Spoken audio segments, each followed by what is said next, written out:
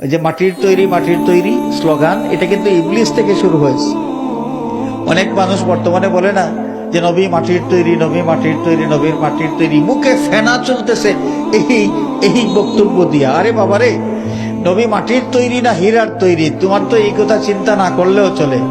তোমার চিন্তা করা দরকার, যেই নবী পেয়েছ সেই নবীর আনুগত্য কতটুকু করতে পেরেছ।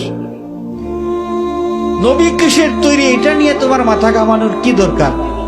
আর মাটির তৈরি তো একজন, তিনি হচ্ছেন বাবা আদম আলাইহিস সালাতু ওয়াস সালাম।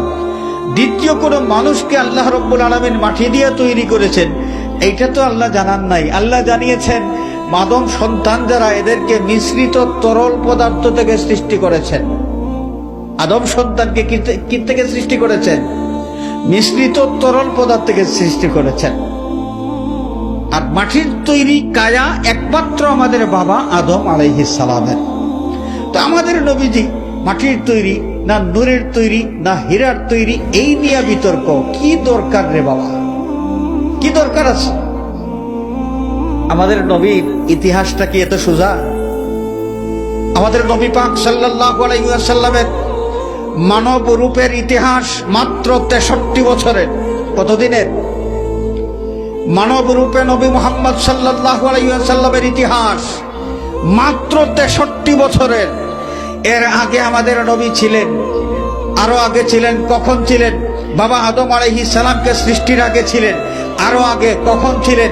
যখন আরশ ছিল না, কুরসি ছিল না, লৌহ ছিল না, কলম ছিল না, জান্নাত ছিল না, জাহান্নাম ছিল না, আসমান ছিল না, জমিন ছিল না, সৃষ্টিকুণের মধ্যে কোনো কিছুর অস্তিত্ব ছিল না।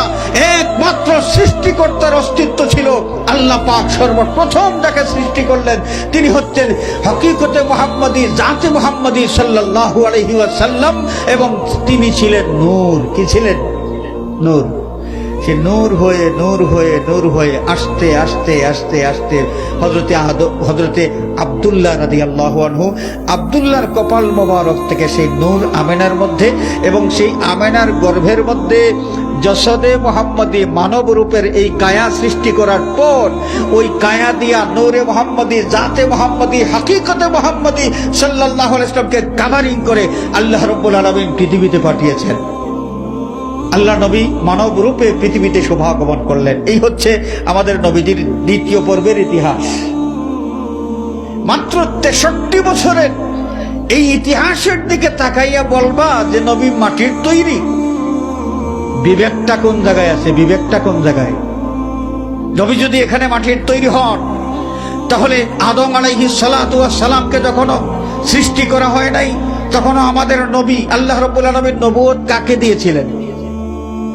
আমাদের আল্লাহ পাক যে নবুয়তটা দান করলেন, নবীজি বললেন কুনতু নাবিয়্যান ওয়া আদামু বাইনাল মা'i ওয়াত তিন।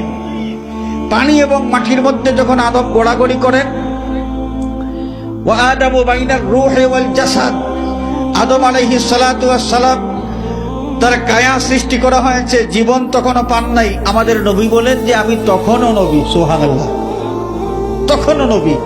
এই নবুয়তটা আল্লাহ পাক কাকে দান করেছিলেন? কাকে দান করেছিলেন? তখন কি এই যে মাটির কায়াওয়ালা মুহাম্মদ সাল্লাল্লাহু আলাইহি ওয়াসাল্লাম ছিলেন? মাটির কায়াওয়ালা মুহাম্মদ সাল্লাল্লাহু আলাইহি ওয়াসাল্লাম তিনি তো জন্মগ্রহণ করেছেন আমেনার গর্ভ থেকে, মক্কার কুরাইশ বংশে আমেনার ঘরে। কিন্তু যখন আল্লাহ পাক প্রথম নবুয়ত দান করলেন, তখন কি মাটির কায়ার মুহাম্মদ ছিলেন? মানব রূপে নবী মুহাম্মদ ছিলেন। তো কাকে দিলেন নবুয়ত? নূর মুহাম্মদ সাল্লাল্লাহু আলাইহি ওয়াসাল্লামকে আল্লাহ রাব্বুল আলামিন নবুয়ত দান করেছিলেন।